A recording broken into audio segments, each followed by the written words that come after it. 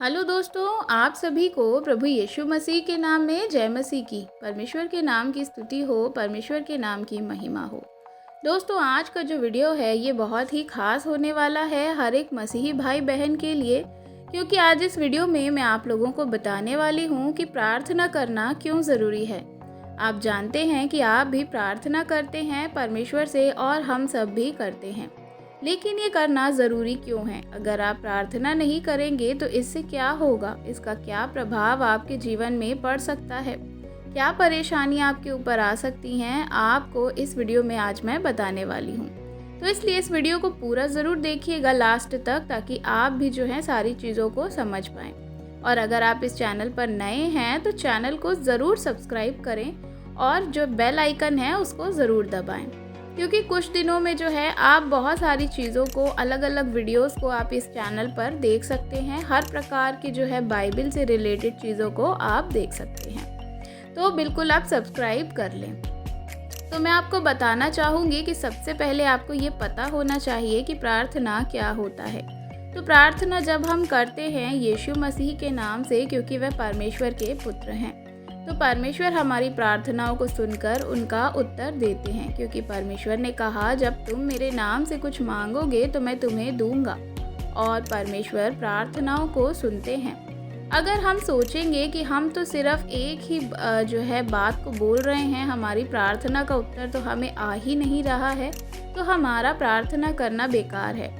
तो ये बात शैतान आपके मन में डाल रहा है ताकि आप प्रार्थना ना करें, क्योंकि प्रार्थना एक बहुत ही पावरफुल हथियार है जो कि आप क्या कर सकते हैं। एक बहुत ही सामर्थी ताकतवर हथियार है जो कि आप शैतान के विरोध में यूज़ को कर सकते हैं, क्योंकि जो शैतान है वह आपके जीवन में कार्य कर रहा होता है, चाहे किसी भी तरह से हो।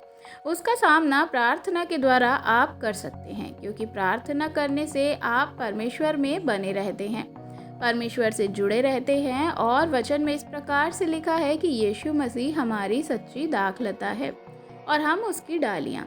अगर हम उसमें बने नहीं रहेंगे तो हम फल नहीं सकते, और इसलिए आप जो है कुछ भी काम करते हैं तो परमेश्वर आपके साथ नहीं है, तो काम आपका कभी भी सफल नहीं होता। ये बात आपको ध्यान में रखना है। कई बार आप सोचते होंगे कि मैं बाहर घूमने जा रहा हूँ तो ठीक है, बिना प्रार्थना किए ही चले जाते हैं तो क्या हो जाएगा। लेकिन आपको क्या पता है कि हो सकता है उस बीच आपका एक्सीडेंट हो जाए, या कोई शैतानी कार्य आपके जीवन में कार्य करे, या कोई दुष्टात्मा आप पर अटैक कर दे। कुछ भी हो सकता है। सिर्फ बाहर जाने के ही समय नहीं, बल्कि कोई भी छोटे से छोटा काम हो या आपके जीवन का कोई भी बड़ा फैसला हो, आपको प्रार्थना ज़रूर करना है। पहली बार कर रहे हैं तो उसे ये परमेश्वर को याद ज़रूर करें कि परमेश्वर में आप बने रहें। अगर आप जो हैं परमेश्वर के साथ अपने रिश्ते को नहीं बनाएंगे तो शैतान को पता है कि आप कितना वचन पढ़ते हैं, कितना प्रार्थना करते हैं। प्रार्थना करना सिर्फ इतना ही नहीं होता कि आप जो है 2 शब्द की प्रार्थना में बोलते हैं और वही शब्द आप बोल रहे हैं और वह प्रार्थना हो गई।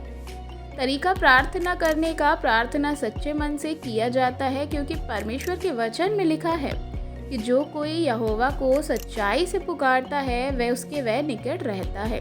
परमेश्वर आपके नज़दीक तभी होंगे जब आप उनको पूरी सच्चाई से पुकारेंगे। सच्चाई से पुकारने का मतलब है पूरे तन, मन, धन, शक्ति के साथ जब आप परमेश्वर के पास आएंगे, आपकी प्रार्थना को वह उत्तर ज़रूर देंगे।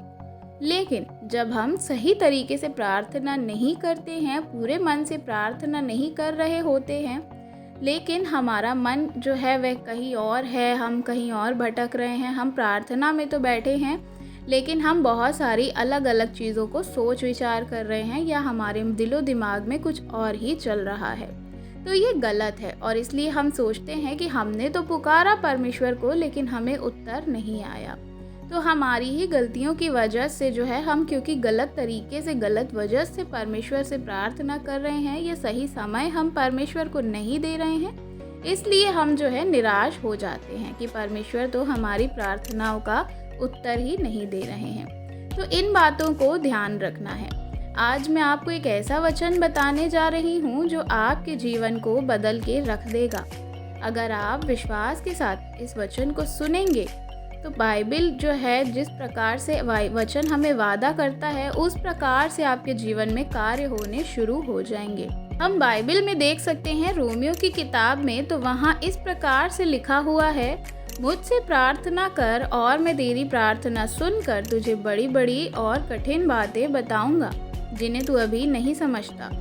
तो ये कौन कह रहा है? परमेश्वर यहोवा आपसे कह रहे हैं कि आप उनसे प्रार्थना करें। प्रार्थना कर रहे हैं तो वहाँ पे इस प्रकार से परमेश्वर ने कहा, प्रार्थना मुझसे प्रार्थना कर। लेकिन आप सोचते हैं कि प्रार्थना का जब उत्तर ही नहीं आ रहा है तो मैं प्रार्थना करके क्या करूँगा, ये व्यर्थ करना है। लेकिन ऐसा नहीं है। कई बार आपका मन ही नहीं करता प्रार्थना करने का, लेकिन मैं आपको बता दूं कि जब आपका मन प्रार्थना करने को ही नहीं कर रहा हो तो प्रार्थना करना सबसे ज़रूरी है। क्योंकि आप परमेश्वर की तरफ जाएंगे, उनकी उपस्थिति में जाकर आप देखेंगे कि उस वक्त आपका जो मन जो है वह बिल्कुल नहीं है प्रार्थना करने का। पर जब आप परमेश्वर की उपस्थिति में बैठेंगे, आपको परमेश्वर जो है जान रहे हैं, आपके मन में है और आप नहीं जानते कि कैसे प्रार्थना करेंगे, क्या करेंगे, क्योंकि आपका मन ही नहीं है। लेकिन परमेश्वर आपकी मदद करेंगे। पवित्र आत्मा परमेश्वर ने जो दिया है, अपने आत्मा को आपके ऊपर जो दिया है, ताकि वह आपकी मदद करे, वह आपको गाइड करे कि किस तरह से आपको प्रार्थना करना है। इसलिए परमेश्वर से प्रार्थना करने से पहले ज़रूर बोलें कि पवित्र आत्मा मेरी मदद करें। जो काम आप नहीं कर सकते वह यीशु मसीह के सामर्थी नाम में हो सकता है। इसलिए परमेश्वर ने कहा कि मुझसे प्रार्थना कर। तब परमेश्वर क्या करेंगे? आपको बड़ी बड़ी और कठिन बातों को बताएंगे जिन्हें आप नहीं जानते। आपको लगता है कि आपने बाइबिल के 2-4 वचनों को पढ़ लिया और जो है सारी चीज़ें आपको पता चल गई। परमेश्वर के कहने का मतलब ये नहीं है कि आप सिर्फ एक बार बाइबिल को पढ़कर पूरी ख़त्म कर ले, बाइबिल स्टडी कर लिया, बाइबिल कॉलेज में चले गए। आपको बाइबिल पढ़ने की अब ज़रूरत ही नहीं, क्योंकि वचन आपके अंदर है। वचन आपने जो है पूरा पढ़ लिया है, तो आप ऑटोमेटिक प्रेयर करेंगे, क्योंकि आपको पता है कि वचन में क्या लिखा है। लेकिन आपको क्या करना है? आपके अंदर वचन होना भी चाहिए। जब आपके अंदर वचन होगा तो आपकी प्रार्थना ऑटोमेटिक ही निकलने लगेगी।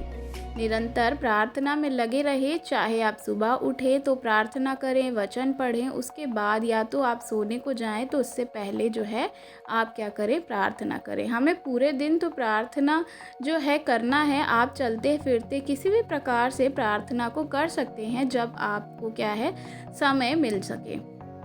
हो सकता है कि ये आलसीपन ज़्यादातर हो सकता है ठंडी के दिनों में आपके जीवन में हो, या गर्मी के दिनों में भी हो सकता है, क्योंकि गर्मी के दिनों में गर्मी ज़्यादा लगती है और ठंडी के दिनों में ठंडी। लेकिन परमेश्वर चाहते हैं कि आप सुबह या रात को ही नहीं, बल्कि कम से कम 3 टाइम प्रार्थना करें। वैसे तो बाइबिल के अनुसार 7 बार जो है प्रार्थना करना बहुत ज़रूरी है, चाहे वो आधी रात को हो, चाहे वो मिडनाइट प्रेयर हो, जो कि बहुत ही ज़्यादा पावरफुल होती है। तो इसलिए कुछ ऐसा समय है बाइबिल में दिया हुआ, जिस समय अगर आप परमेश्वर को पुकारेंगे तो वह आपको उत्तर देंगे। आपको पता होगा कि यीशु मसीह अपने चेलों से जब मिलने आए तो वो भोर को आए, भोर को यानी 4 बजे। तो इसलिए ये एक ऐसा समय है जिस टाइम शैतान आपकी गहरी नींद में आपको डालता है और बुरे सपने दिखाता है कि आप उठ ना सकें। लेकिन अगर आप जो है परमेश्वर को, पवित्र आत्मा को ये कहकर सोते हैं कि परमेश्वर मुझे भोर में उठाइएगा, तो परमेश्वर जो है आपकी मदद करते हैं और आप जो है सुबह उठ करके अपनी आत्मिक उन्नति के लिए प्रार्थना करते हैं, तो उसमें आपकी आत्मिक उन्नति में भी मदद मिलती है। क्योंकि परमेश्वर क्या कहते हैं, अगर आप थक चुके हैं, प्रार्थना नहीं हो रही है आपसे, आपको नहीं पता कि कैसे करना है, कुछ भी नहीं सोच पा रहे हैं, समझ पा रहे हैं, तो मैं आपको बता दूं कि परमेश्वर का वचन कहता है कि वह थके हुओं को बल देता है। इसलिए आप निराश ना हो, परमेश्वर से अपने बल को मांगे, ताकत को मांगे। वे आपको ताकत देंगे, सामर्थ्य देंगे, शक्ति देंगे, ताकि आप उठ खड़े और परमेश्वर के कामों को पूरे तन मन धन से कर सकें। इसलिए आपको घबराना नहीं है। बस इतना याद रखें कि चाहे जैसी भी परिस्थितियां हो, जैसी भी बुरी चीज़ें हों, अच्छी चीज़ें हों, आपको परमेश्वर से प्रार्थना करना है। परमेश्वर से आपको रोज़ के रोज़ प्रार्थना करना है। चाहे जो कुछ भी हो जाए, आप ऐसा करेंगे तो परमेश्वर आपसे बड़ी बड़ी बातें करेंगे, आपको बड़ी बड़ी बातें, गहरी बातें बताएंगे और परमेश्वर आपको बढ़ाएंगे। तो इस वचन के द्वारा परमेश्वर आपकी आत्मिक उन्नति करे और परमेश्वर आपको बहुत आगे तक लेकर के जाए और अपने लिए इस्तेमाल करे। आशा करती हूँ कि वीडियो अच्छा लगा होगा, बहुत सारी चीज़ें आपने सीखी होंगी। वीडियो अच्छा लगा हो तो मसीही भाई बहनों के साथ शेयर करना बिल्कुल भी मत भूलिएगा, ताकि वे भी ये सारी चीज़ों को जान और समझ सके। अगर आपने चैनल को सब्सक्राइब नहीं किया है तो सब्सक्राइब ज़रूर करिएगा। कमेंट में आप हमें अपनी राय बता सकते हैं। God bless you. जय मसीह की।